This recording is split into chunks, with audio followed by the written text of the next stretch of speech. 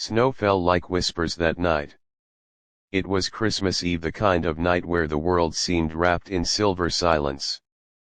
Ethan Cole pulled his worn jacket tighter as he walked down the quiet main street, his daughter's small hand tucked in his. The store windows glowed warm behind frosted glass, full of things they couldn't afford: red scarves, toy trains, glittering trees. "Daddy," little Mia said, her voice soft and full of wonder. "Look at her fancy coat." Ethan looked up. Across the street stood a woman in a long, elegant white coat trimmed with fur, her hair catching the light of a street lamp like gold.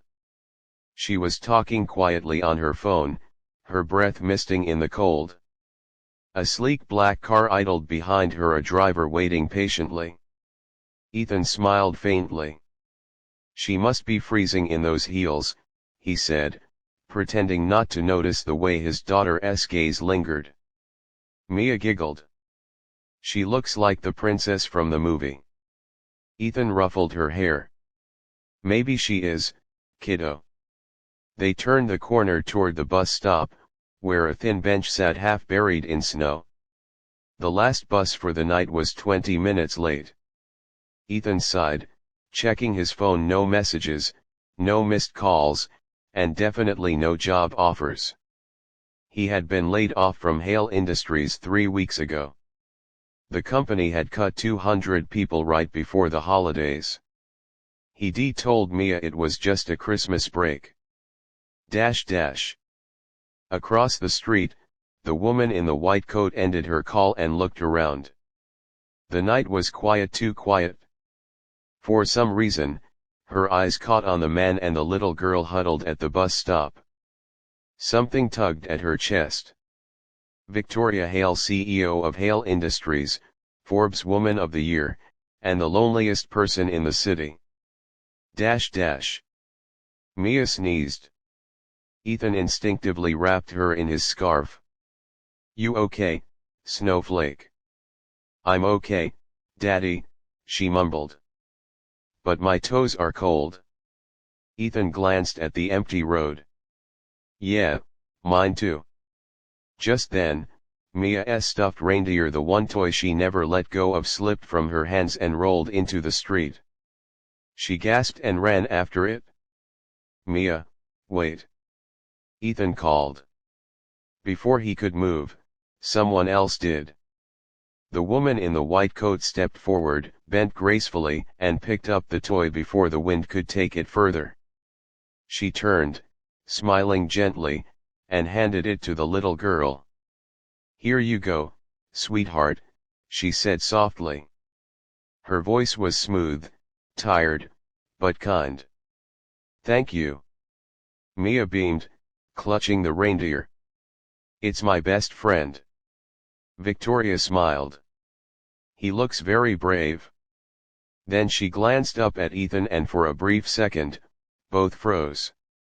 Her eyes met his. Familiar somehow. He looked rough around the edges, unshaven, exhausted, but his gaze was steady, kind. "Thank you, Ma'am," Ethan said, his breath visible in the cold. "I appreciate it." "No trouble," she replied, brushing snow from her coat. "You two shouldn't be out here this late." Ethan smiled awkwardly. "Yeah, well, buses don't take Christmas off." Victoria hesitated. "Where are you headed?" "Home," he said simply. "If the bus ever shows." Something in her expression softened. "I could have my driver drop you off," she offered gently. Ethan shook his head. "We'll be fine. Don't want to trouble you." "It's no trouble." Her driver, a gray-haired man named Robert, stepped forward. "Ma'am, the roads are slick. We should get going." Victoria looked back at Ethan and Mia. "At least let me get you both something warm to drink.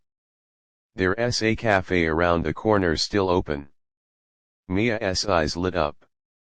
"Hot chocolate." Victoria smiled. "Extra marshmallows." Ethan hesitated, pride and gratitude battling inside him, but then he saw Mia's hopeful little face. "All right," he said quietly. "Thank you." Part 2: Cocoa and Confessions. The cafe was nearly empty, candles flickering on the tables. Jazz music hummed low in the background. Mia swung her legs from the chair, sipping her cocoa with delight. "This is so good," she said through a marshmallow mustache. Victoria chuckled. "I agree."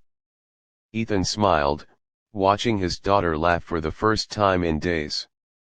"You've made her Christmas, Miss Hale," she said, offering a hand. "Victoria Hale." Ethan froze for half a heartbeat. Hale. He remembered that name from the layoff email, the one signed in neat digital cursive, Victoria Hale, CEO. He didn't show it, though. He just shook her hand. "Ethan Cole. And that's Mia." Mia waved. "Hi, Miss Fancy Coat." Victoria laughed softly. "That's a new one. You can call me Victoria." The name felt strange on Ethan's tongue, elegant, out of reach. "You live around here?" she asked. "Not far," he said. "We had to move recently. Things got tight." Victoria's gaze lowered. "I see."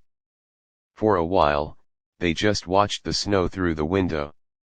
The lights from the hotel across the street glowed softly, blurring in the glass. "You know," she said quietly, "I used to love nights like this. When I was a kid. Snow meant time with family. But now, it just means the quarter's over."